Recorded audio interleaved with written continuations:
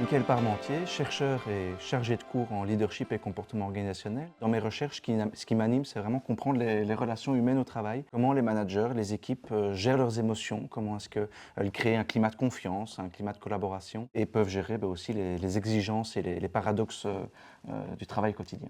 Jean-Louis Pire, j'interviens sur les mêmes matières que Michael, mais vers le monde de l'entreprise cette fois, puisque j'interviens au sein de HEC Liège Executive Education, au travers d'un certificat de spécialisation en leadership et management avancé, mais aussi au sein des entreprises lorsqu'elles le souhaitent, dans un dispositif sur mesure, si je puis dire, adapté à leur contexte organisationnel.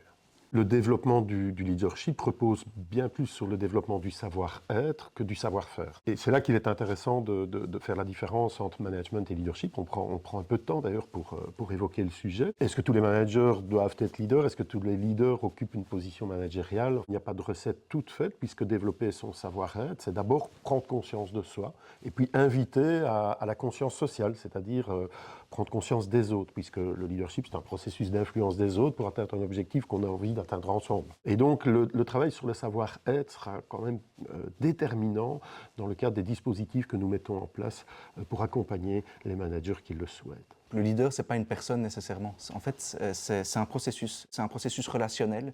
Les leaders sont des personnes qui font du lien du sens, qui font des liens entre les décisions, entre les émotions et le climat organisationnel, culturel et la stratégie, la vision. Un processus qui est collectif. Et donc, je pense que ça, c'est important. On se concentre souvent uniquement sur le niveau individuel, les compétences, trouver du sens à soi en tant que leader, arriver à gérer une transition. Il y a aussi le fait d'arriver à gérer le collectif, gérer les équipes et aussi le niveau sociétal. Aujourd'hui, les entreprises se rendent compte qu'elles ont un rôle à jouer dans les enjeux sociétaux qu'on connaît. Le Leadership Executive Forum, nous l'avons imaginé, rêvé, si je puis dire, sur base des enjeux partagés par les dirigeants d'entreprise. Aujourd'hui, ils font vraiment face à des difficultés de devoir se positionner dans un monde complexe, en constante mutation.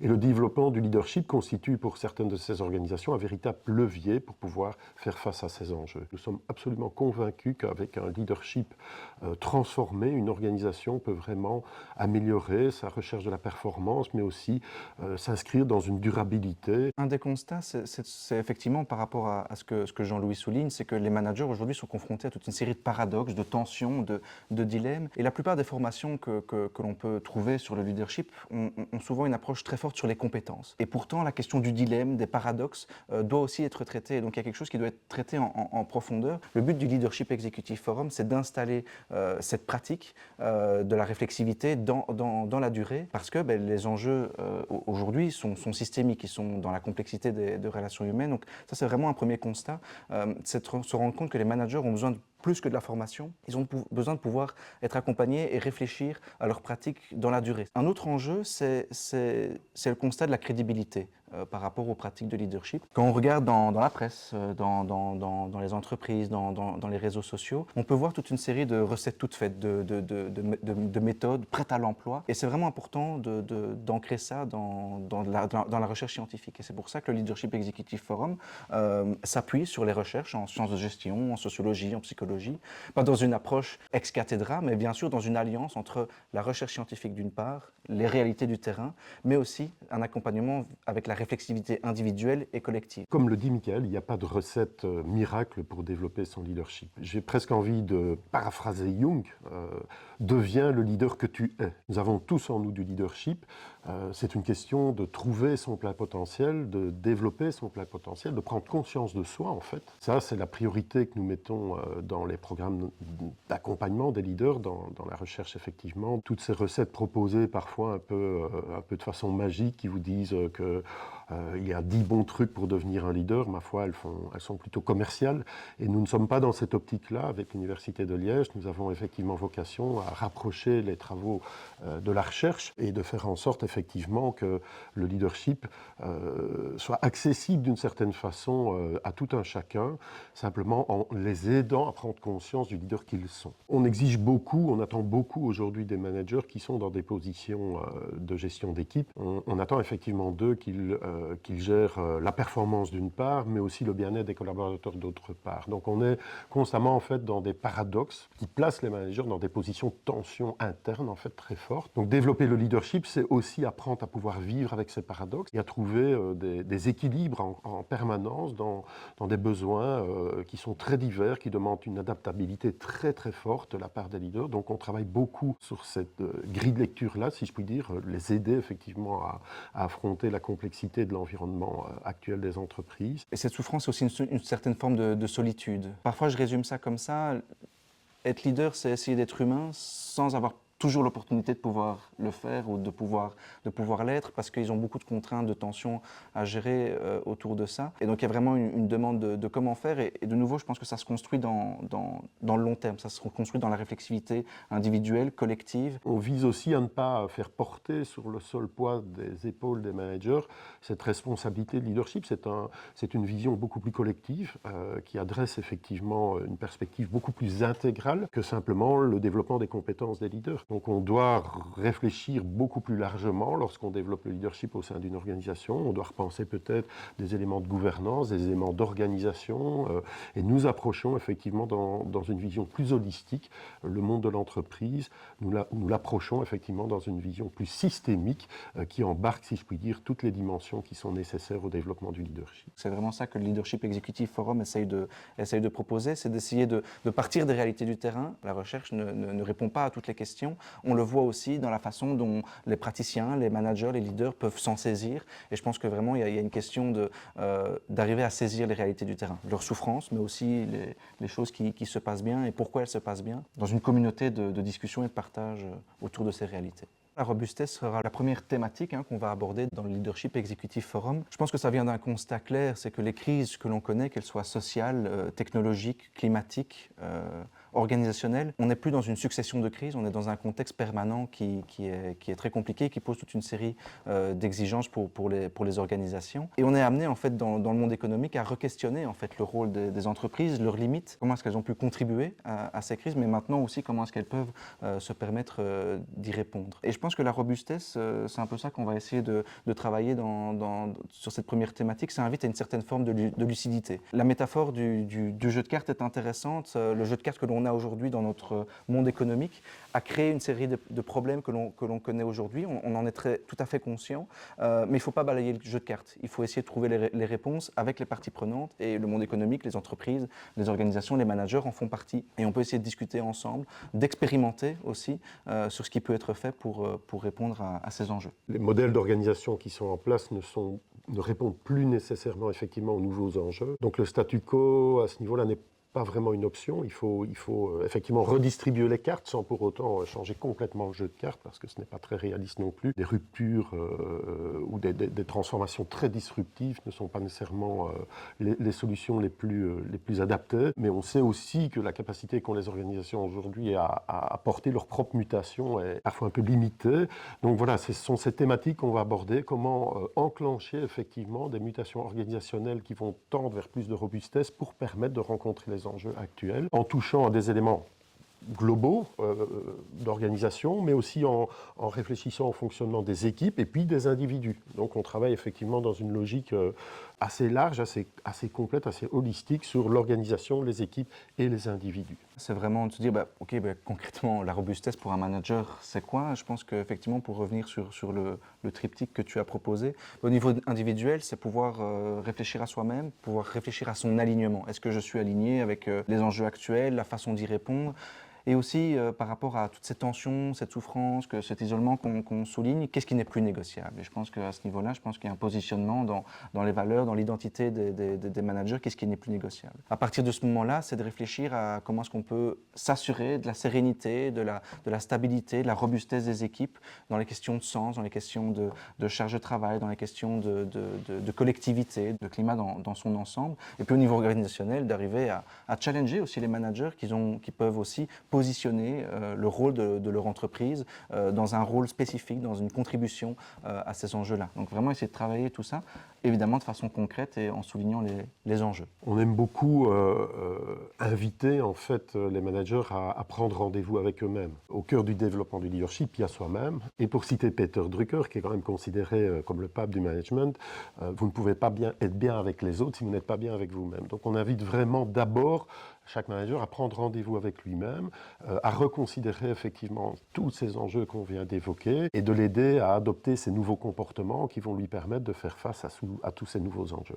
Ce qu'on attend et ce qu'on espère pour les participants, c'est d'arriver à s'ancrer dans une réflexion profonde, d'arriver à amener les personnes à re-questionner leurs pratiques et arriver à les implémenter, à les rendre très tangibles dans leur quotidien. Je pense qu'il est très important de s'inscrire dans la durée. Sur les actions de formation que nous menons, qui sont nécessaires mais pas suffisantes, effectivement, il faut favoriser les ancrages. Après, sur le terrain, c'est très bien d'avoir partagé des pratiques, d'avoir échangé, mais comment est-ce que je vais mettre ça en place effectivement sur le terrain derrière? Donc c'est un petit peu sur l'ensemble de ce cycle de vie, si je puis dire, que les activités du Leadership Executive Forum vont porter, donc en s'inscrivant dans la durée. Dans cette logique de communauté de pratique, dans cette logique d'échange à nouveau, on apprend très bien entre pairs finalement, hein, mais le cadre qu'on va proposer va être favorable à l'émergence effectivement de cet apprentissage collectif. Je pense que la promesse d'aller chercher des solutions toutes faites, on ne la tient pas, parce qu'elle n'est pas très réaliste à nos yeux. C'est un peu cette promesse-là par contre qu'on va faire, c'est de créer un cadre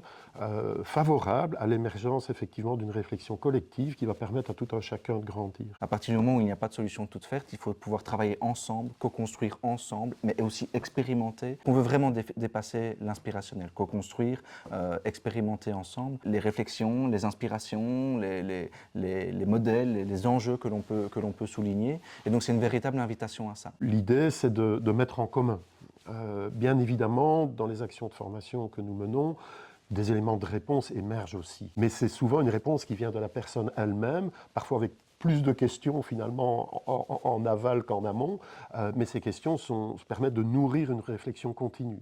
Donc l'idée du Leadership Executive Forum, c'est de créer les espaces de rencontre, de dialogue qui vont permettre à nouveau d'aborder des sujets, des problématiques qu'on va rencontrer au quotidien dans le cadre de nos nouvelles pratiques. Concrètement, le Leadership Executive Forum essaye de répondre à cette promesse, de dépasser les solutions toutes faites, de les co-construire ensemble. Ça demande du temps, ça demande de s'inscrire dans la durée, mais ça demande aussi d'avoir différentes activités qui sont variées quant à leur format. Il y a toute une série d'activités qu'on imagine partir vraiment d'abord des enjeux de la recherche, des enjeux sociétaux, organisationnels, de poser le cadre, d'amener une expertise scientifique, une expertise professionnelle qui va permettre ensuite de discuter, d'avoir un débat, de pouvoir critiquer ces enjeux-là. C'est un peu l'exemple de la conférence inaugurale qui va permettre de poser les enjeux tout en permettant de connecter avec le public pour que le public puisse aussi se saisir de ces enjeux, mais critiquer aussi ces enjeux, discuter ces enjeux. On a d'autres formats concrètement qui,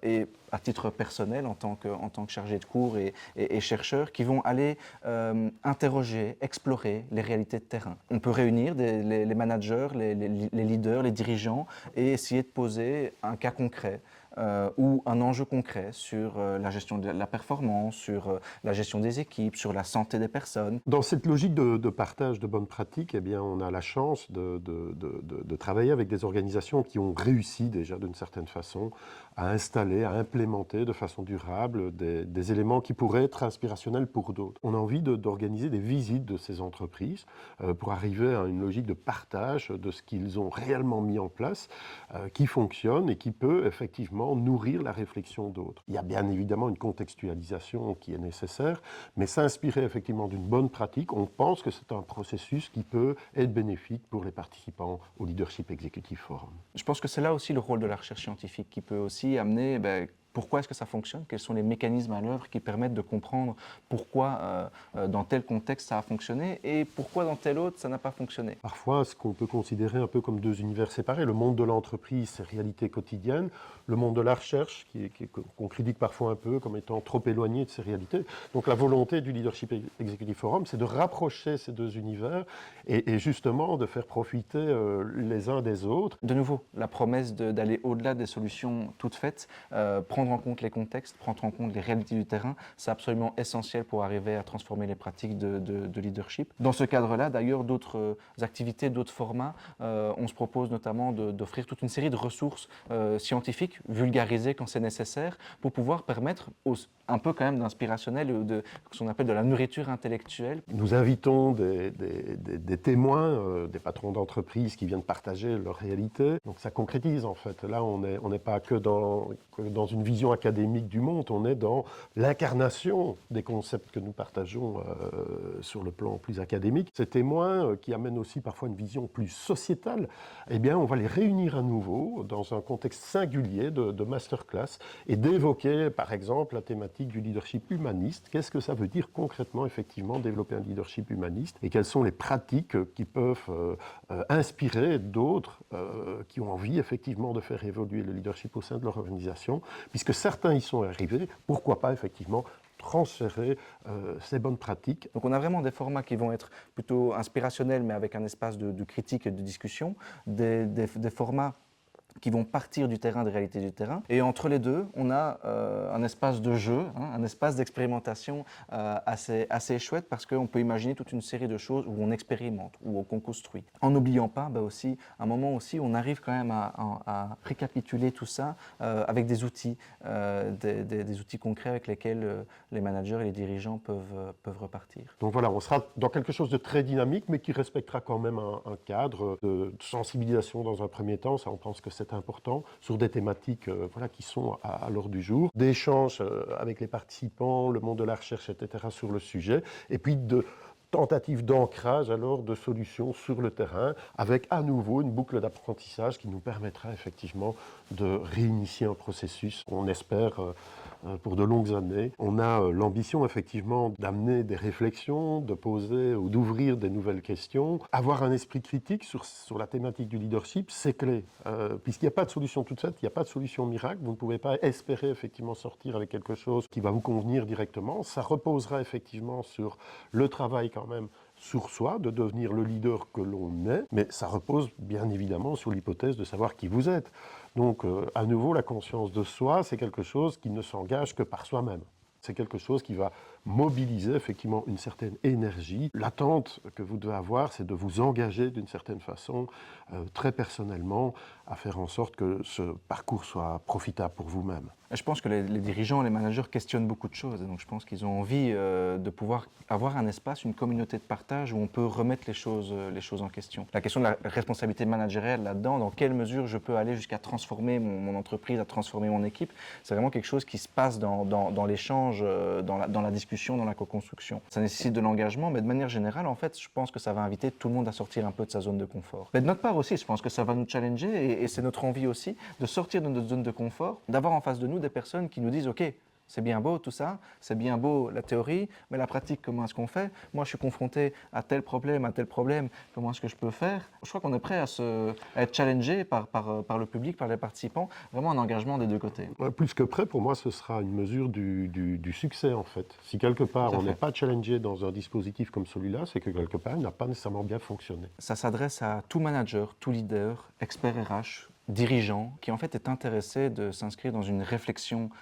profonde, à long terme, à différents niveaux, eux-mêmes, leur groupe, leur équipe, leur organisation, leur rôle dans la société, et à envisager, expérimenter des transformations profondes. Comme tu l'as évoqué juste avant, cette question de l'engagement, effectivement, ça demande une implication, ça demande un engagement. C'est quelque chose que l'on fait dans sa pratique professionnelle sur un cycle d'1 an, mais aussi pouvoir s'impliquer dans la réflexivité, dans la critique, dans le débat. Et nous aussi, cette implication, on la promet. On veillera bien évidemment à créer ce climat de confiance qui favorisera cet engagement. Le climat de confiance, d'ailleurs, qu'on encourage à créer en termes de leadership dans le contexte que l'on impacte soi-même en tant que leader, qui ne serait pas intéressé par le Leadership Executive Forum, ben, c'est justement une personne qui viendrait chercher des solutions toutes faites, puisque ça reposera finalement ces solutions sur son propre engagement, c'est lui-même qui va les construire, mais il y aura effectivement les ingrédients tout autour, le cadre de référence, le cadre de confiance qui va être favorable à l'émergence de cette solution pour soi-même. Le Leadership Executive Forum,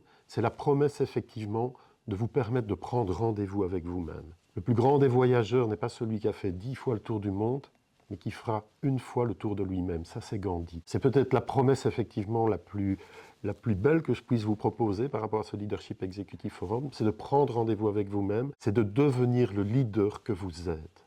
Le Leadership Executive Forum, c'est une invitation. C'est le constat qu'en fait, face à tous les enjeux que l'on connaît, les leaders, les managers, les dirigeants ne peuvent pas y répondre seuls. Si vous pensez manquer un peu de repères dans ce monde incertain, si vous manquez d'un espace de partage qui permet de co-construire, qui permet de réfléchir, c'est exactement ce qu'on veut faire avec le Leadership Executive Forum. C'est une communauté de partage où justement on peut re-questionner, définir ces pratiques de leadership pour répondre aux enjeux de